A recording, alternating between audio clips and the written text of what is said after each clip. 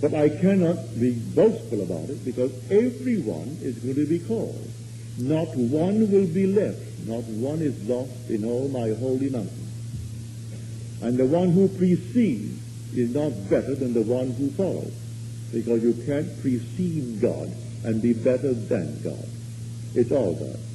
There's nothing but God in this world. The whole vast world is God made visible. And he is concentrated in his name, and his name is in us. And that name is I am. That is God. There is no other God.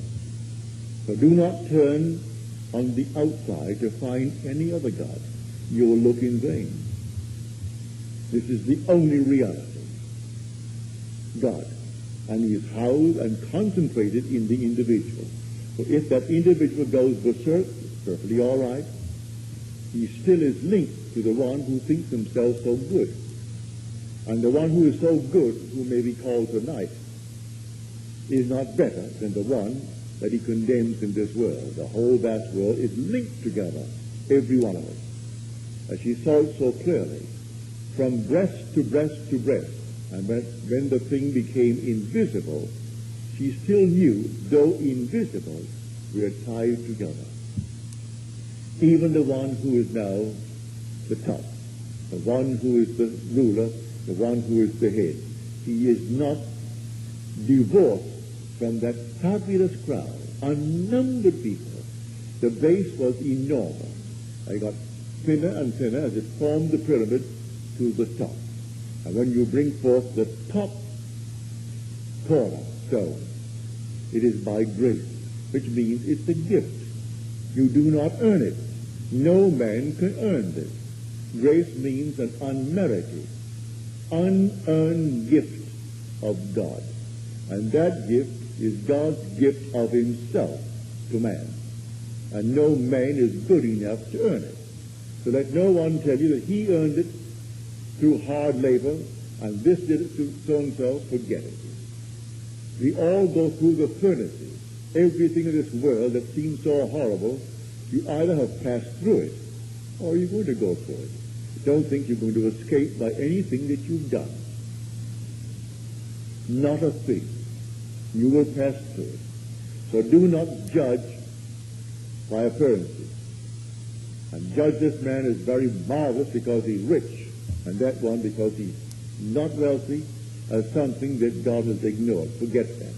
It has nothing to do with these little tags that hangs upon man.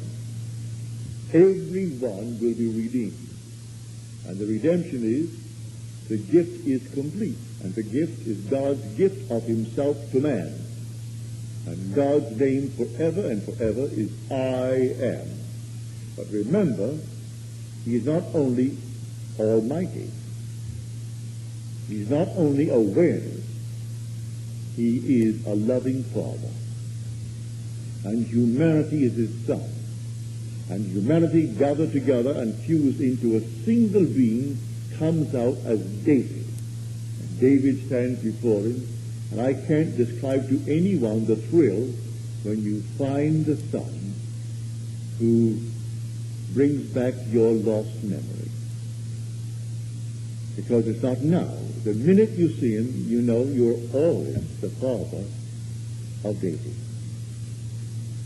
You had suffered from total amnesia, and then comes your son before you.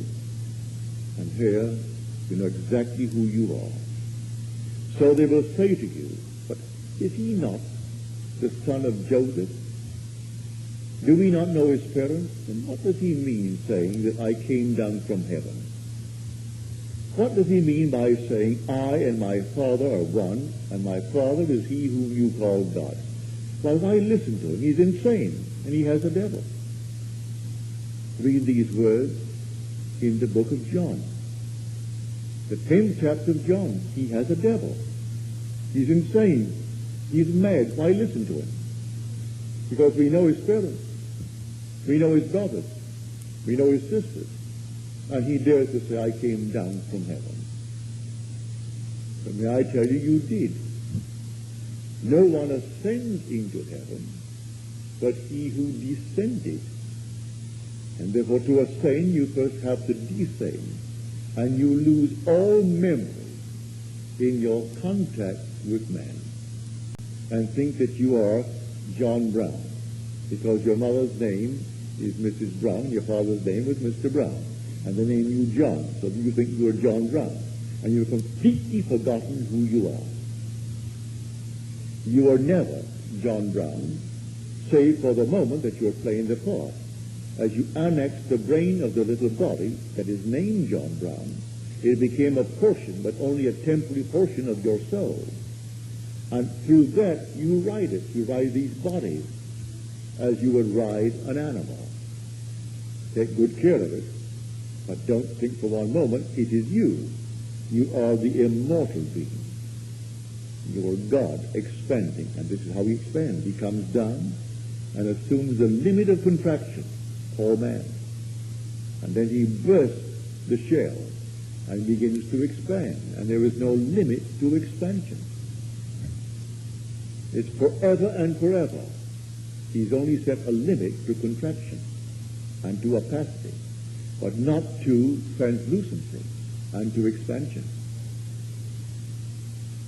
So this drama, I tell you, is true. But the Bible, the greatest book in the world, is completely misunderstood. They don't understand it. They teach it as history. And they're looking for all kinds of things. Our archaeologists are looking all over the world to try to find the evidence for the story called the story in the Bible. You'll not in eternity find it. They're looking for some little sepulchre where Jesus is supposed to have been buried. He's not buried in any sepulchre outside of the skull of man. The only burial ground of God is the skull of man. That's where he's buried. So they go to the Near East to find the so-called Holy Sepulchre. And they carry all these things into that little place and think they're on holy ground. Take off your shoes where you stand. For where you stand is holy ground. If you're leaning up against a bar, that's holy because you are there. That's where God is standing. But God is sound asleep in man. And he's dreaming the dream of life. One day he will awake in man.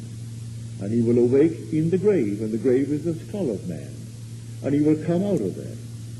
And all the drama of Scripture will unfold itself before him.